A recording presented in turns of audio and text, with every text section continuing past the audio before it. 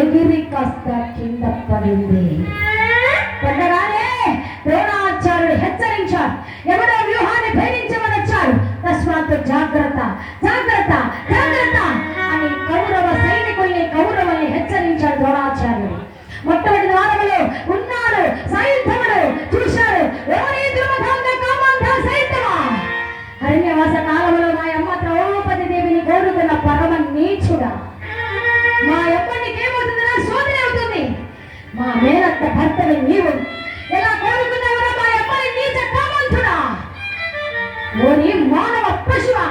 ఆ మాట విన్నది వదలు, నేను ఏ నాడు చెప్పుతానా, ఏ నాడు వధిస్తానా అని ఎదురు చూస్తున్నాను రా.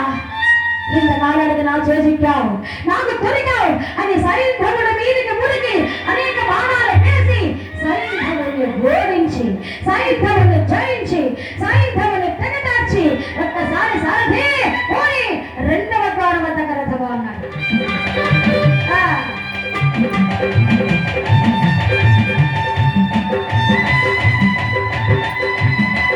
రెండవ ద్వారం వద్దకు వచ్చేసింది రథం.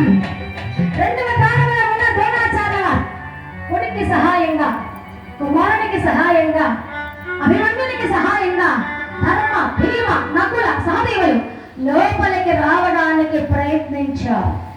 అరణ్యవాస కాలంలో సైంధవుడికి తల గొరిగి పట్టీలు పెట్టినప్పుడు శివుని గురించి తపస్సు చేసి స్తంభనాస్త్రం తీసుకున్నాడు. మీకు ముందు కథలో చెప్పాను.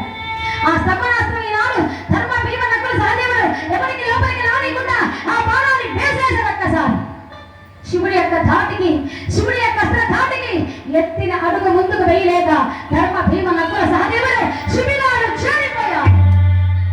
అభిమన్యుడు ఒక్కడే లోపలికి ప్రవేశించాడు. నాకు సహాయంగా మా తండ్రి వస్తానన్నారే, మా తండ్రి వచ్చారా లేదా అని వెళ్లి తిరిగి కూడా చూడలేదు మీరు అభిమన్యుడు.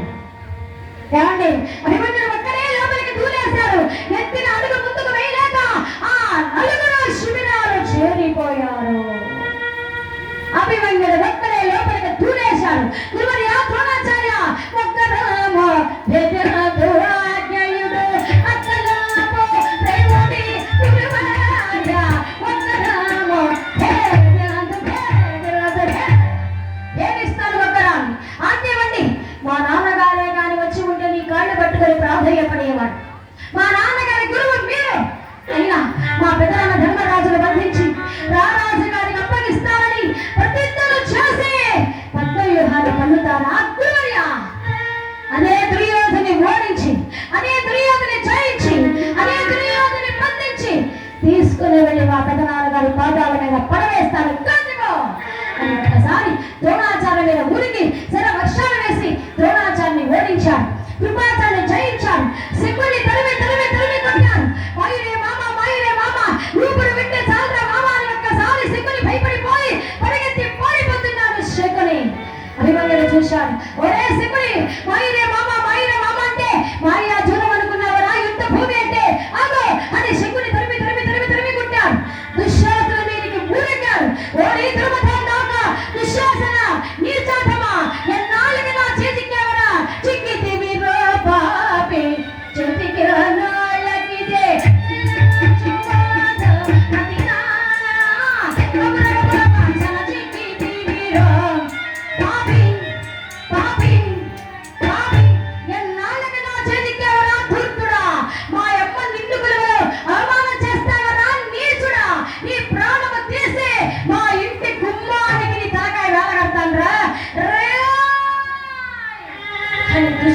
చంపబోయాడు. ఆ చంపే సమయానికి చేయి పట్టుకున్నాడు సారథి సౌమిత్రి. చంపొద్దనైనా యుద్ధ భూమిలో వాడు రొమ్మ చీల్చి రక్తాన్ని తాగి మీ అమ్మ శిరోజాలకు రాస్తాను అన్నాడు. కాబట్టి వాడిని చంపొద్దు, వదిలే అన్నాడు. ఆ తర్వాత 20,000 బాణాలు కురిపించి ఆ దుశ్శాసన ఓడించి సారథి దుర్యోధను మీదకి పోయి అన్నాడు. దుర్యోధను మీదకి వచ్చేశాడు. ఓరి దుర్మధాంగ దుర్యోధన,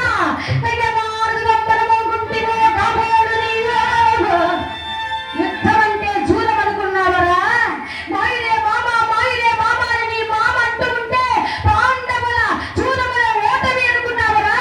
ఓరి నీచాతమా దుర్యోధన, ఇంతకాలానికి నా చేతిక్కావురా, నీ ప్రాణమే తీస్తే దుర్యోధన అని కత్తి తీసుకొని దుర్యోధని పొరవయ్యారండి అభిమన్యుల వారు.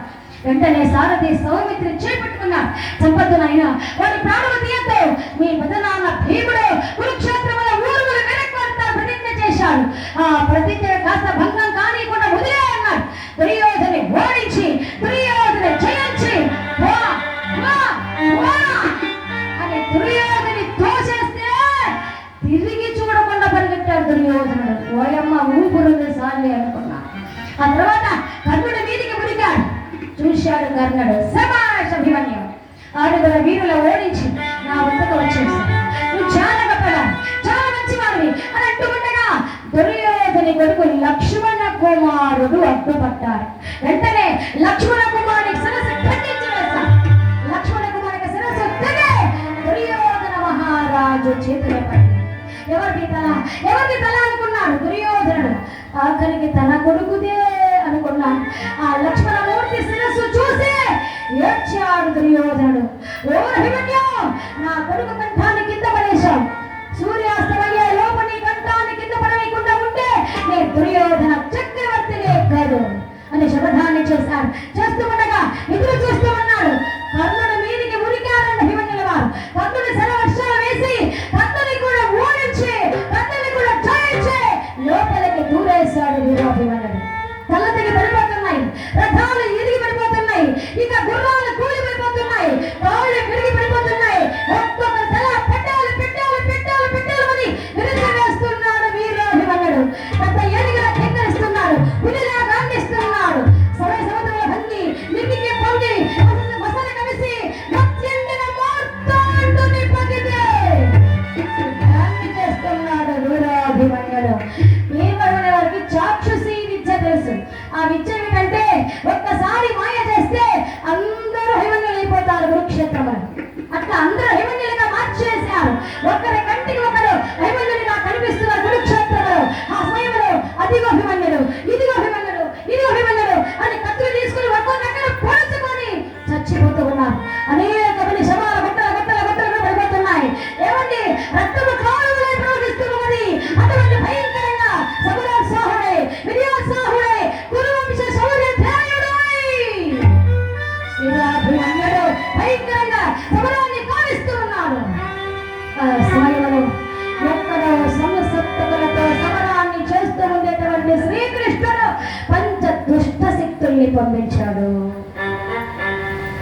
దుర్యోధన, దుశ్శాసన, కర్ణ, శకుని, ద్రోణాచార్య ఐదుగురిలోనూ చెరబడ్డారు.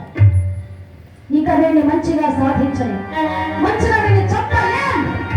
ఒక్కొక్కరే చేరి చెప్పలే. ఐదుగురు పరంపరి వీళ్ళే ఓడించి చంపవలసిందే అని ధర్మయుద్ధాన్ని మానేసి అధర్మ సమరానికి సంసిద్ధులయ్యారు పంచ దుష్ట శక్తుల వల్ల. ఒక్కసారి ఐదుగురు శకుని అభిమన్యుని సారథిని తలపియే అభిమన్యుని శకుని చెప్పే చేతి పడిన బిల్లుని విడగా కొట్టే కర్ణుడు చేతి పడిన బిల్లుని విరిచేశాడు. కర్ణుడు కొట్టే ద్రోణాచార్యుడు అభిమన్యుని రథాన్ని కొండే టెక్క నెగర కొట్టేశాడు ద్రోణాచార్యుడు. రథమును విరగగొట్టే దుర్యోధనుడు రథాన్ని విరిచేశాడు దుర్యోధనుడు. గుర్రములను కూల్చివేసే దుశ్శాసనుడు గుర్రాన్ని కూల్చివేశాడు. దుశ్శాసనాదుల ఎప్పుడైతే కూల్చేశాడో అభిమన్యుని చేతులు ఆయుధము లేదు, సారథ్యము లేదు, రథము లేదు, గుర్రాలు లేదు, నిరాయుధుడిగా నిలబడిపోయాడు వీరాభిమన్యుడు. ఐదుగురు బాణాలు వేస్తూ ఉన్నారు. వేస్తూ ఉంటే ఆ చక్రములు ఆ యుద్ధ భూమిలో రథ చక్రాన్ని చేతికి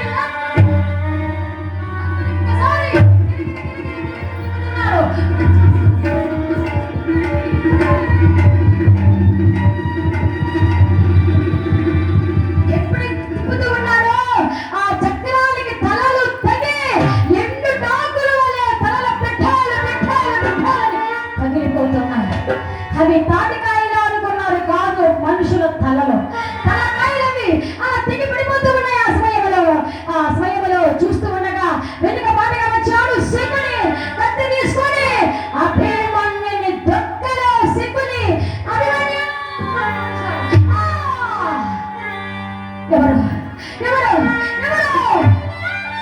నన్ను పొడిచింది ఎవరిని చూశాడు? చూడగానే శకుని, ఓరే శకుని